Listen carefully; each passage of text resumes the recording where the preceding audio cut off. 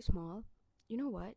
Bila dia macam berselisih dengan Mr. Small, dia bermain, nampak tak, hidung dia tinggi kan. Dia macam dalam hati kan, dia tengok Mr. Small tu, lepas tu dia bikin macam ni. Wih, kecilnya orang ni. Apa yang kecil sangat orang ni kan. Nampak tak? Even though Mr. Small macam nak tegur dia macam hi, macam dia buat tak tahu je weh. Dia macam, wah, aku tak ngam lah dengan orang macam ni. Macam tu.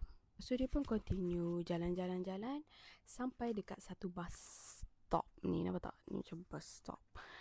And then dekat bus stop tu ada dua orang. Satu Mr. Happy and satu Mr. Cloud. Salah-salah. Mr. Daydream. Hello. Macam biasalah Mr. Happy kan macam friendly kan. Hi. Who are you? Cakap Mr. Daydream. I am splendid. I am macam perfect lah macam tu. Lepas tu Mr. Happy macam, oh. Lepas tu Mr. Happy tanyalah dia, buat apa kat sini? Tengah tunggu bas ke macam kita orang? So, diorang dua memang tengah tunggu bas.